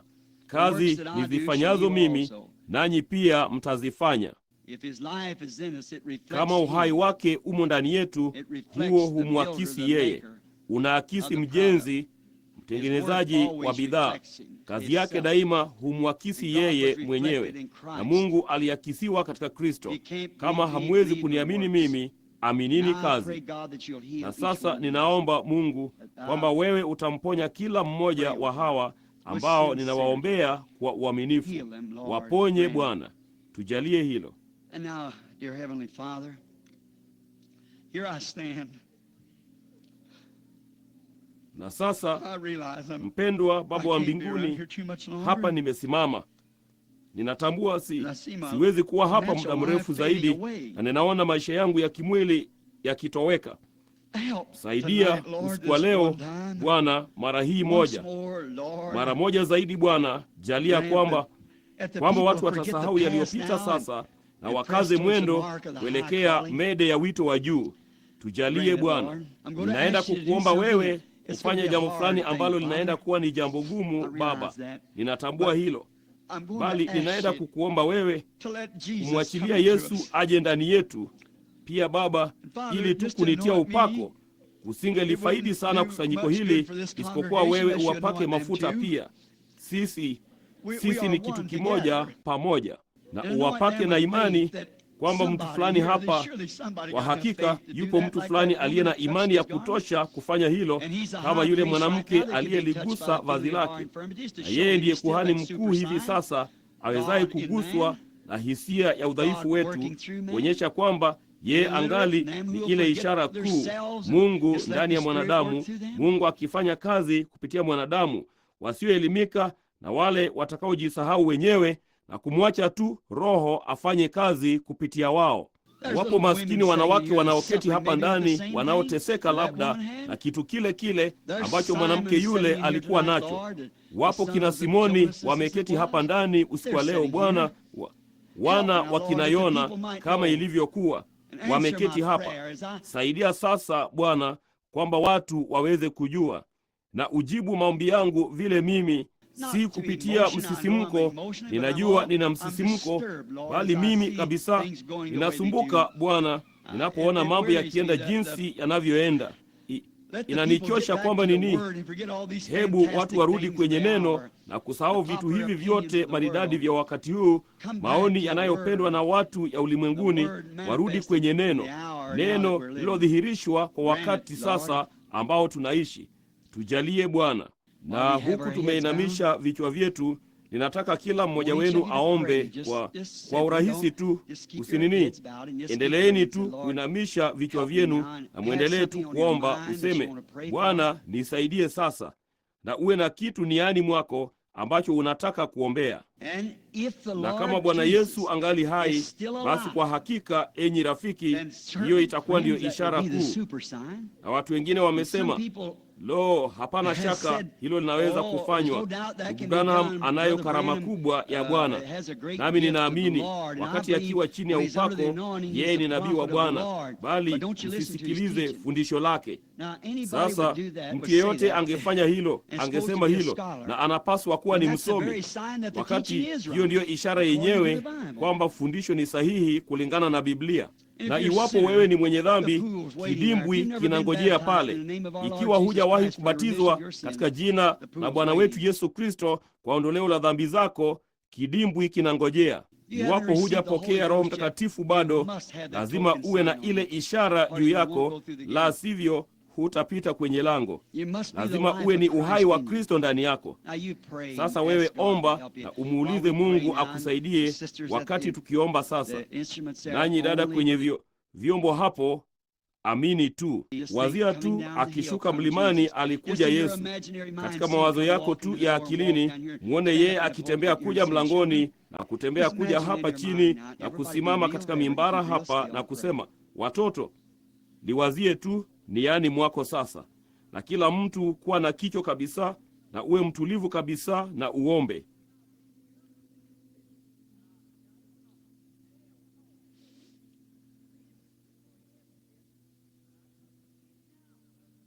Kila mahali endelea tu kuomba ukisema, Bwana Yesu ni rehemu.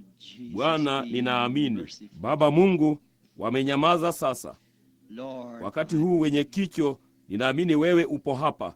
Ninaamini hilo, ile nguzo kuu ya moto iliyowaongoza Israeli kupitia nyikani, iliyodhihirishwa katika mwili. Yeye alisema alikuwa, kabla Ibrahimu asija kuwako, mimi niko. Ninatoka kwa Mungu na ninaenda kwa Mungu. I believe that great pillar of fire that led Israel through the wilderness, that was manifested in flesh. He said he was before Abraham was, I am. I come from God and I go to God. Baada ya kifo chake, kuzikwa, kufufuka na kupaa juu, Paulo alikutana na yeye barabarani akishuka kwenda Dameski. Nuru kuu ilimtwanga ikamwangusha chini. Huyo Mwebrania asingemuita yeye Bwana kama hakujua hiyo ilikuwa ni nguzo ile ile ya moto. Nani wewe Bwana? Akasema, mimi ni Yesu. Na hapa wewe upo usiku wa leo pamoja nasi, uhai ule ule ndani yetu.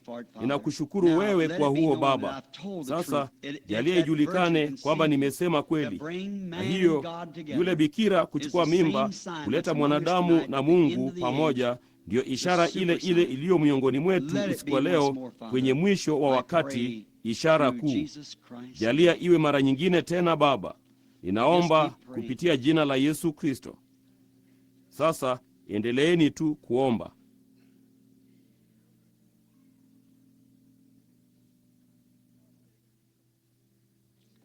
Sasa ninachukua kila roho hapa ndani chini ya udhibiti wangu katika jina la Yesu Kristo. Sasa kama unataka kuomba, endelea kuomba. Kama unataka kuangalia juu, fanya chochote utakacho sasa. Endelea kushikilia ushuhuda wako. Endelea kushikilia imani yako kama unaomba. Ninaona nje mbele zangu sasa katika marefu haya ya katikati hapa, maskini mama mwanamke ameketi papa hapa nyuma, ambaye ndiyo kwanza ainue kichwa chake katika marefu haya ya katikati, mbali huko upande wa nyuma. Yeye anaugua tatizo la mgongo. Naam. Je, unaamini kwamba Mungu ataponya mgongo wako? Unaamini? Vema. Hilo ndilo ulilokuwa unaombea. Je, hiyo ni kweli? Inua mkono wako, nyote wawili mmeponywa. Mama huyo moja kwa moja karibu na yeye alikuwa na shida ya mgongo pia, maana aliinua mkono wake. Niliiona ikitoka kwake kwenda kwake. Sasa siwajui, sivyo? Si hata mmoja wenu. Lakini hilo ndilo lilokuwa sahihi. Kama hiyo ni kweli, inua mkono wako. Sasa je, hiyo ndiyo ishara kuu? Hapa moja kwa moja nyuma katika marefu haya kwenye nini wangu, upande huu moja kwa moja karibu huko nyuma, yuko maskini mwanamke asiyeweza hata kumeza karibu. Kuna jambo lilo kasoro na yeye kumeza kwake ni vigumu kwake kumeza, lakini anaamini. Anatoka nje ya mji. Je, utaamini dada kwamba unaweza kumeza? Utakubali uponyaji wako? Inua mkono wako kama utakubali. Vema. Sasa unaweza kuponywa. Sasa ikiwa kwamba kama mimi ni mgeni kwako, punga mkono wako namna hiyo. Hiyo ni kweli, unaona. Lakini hilo ndilo. Alikuwa ameketi papo hapo, basi akijaribu kumeza. Sasa meza sasa, na unaweza kumeza vizuri. Uone kama hiyo ni kweli. Je, mnaamini kwamba malaika wa Bwana yupo hapa? Je, mnaamini hiyo ishara kuu? Hao watu kote katika jengo. Mtu fulani hapa juu karibu. Nitageuza mgongo wangu ili kuwafanya tu mjue katika kila hali kwamba huyo ni Bwana Yesu. Nitageuza mgongo wangu na mtu fulani aombe, amini. Kama unafikiria ninakuangalia ili kama kusoma mawazo yako ama jambo fulani, wewe amini tu. Kama yeye angeweza kujua kile ambacho Sara alikuwa akiombea, ama kile alichokuwa akifanya katika hema nyuma yake, maana Mungu alidhihirishwa katika mwili wa kiumbe, mwanadamu aliyekuwa anakula, anakunywa. Ishara, nimewaambia, ilikuwa ni ishara kuu. Naam, huyu hapa mwanamume anayekuja mbele zangu sasa, amesimama moja kwa moja nyuma yangu. Yuko papa hapa nyuma. Yeye anakuwa kipofu. Jina lake ni McCluskey. Kama ataamini kwa moyo wake wote, Mungu atamponya. Simama. Sijawahi kumwona mtu huyo maishani mwangu. Amini Bwana. Vipi kuhusu huku upande huu? Je, mtaamini hapa? Unaamini kwa moyo wako wote? Wewe omba.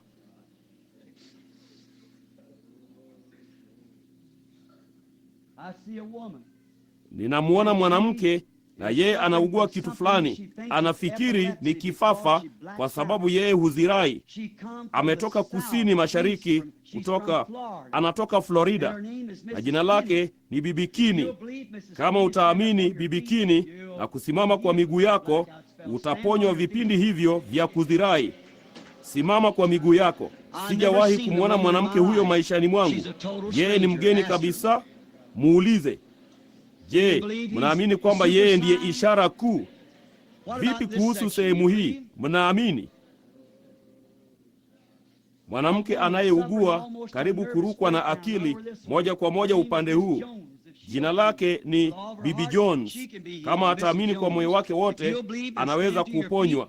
Bibi Jones, kama utaamini na kusimama kwa miguu yako na kuamini kwamba Yesu Kristo anakupa afya, unaweza kuwa na uponyaji wako. Yeye mgeni kabisa kwangu mimi. Sijawahi kumwona maishani mwangu. Mungu anajua hiyo ni kweli. A virgin shall conceive and shall bear a son. Bikira atachukua mimba na atazaa mwana, na jina lake litaitwa Imanueli, ambalo likitafsiriwa ni Mungu pamoja nasi.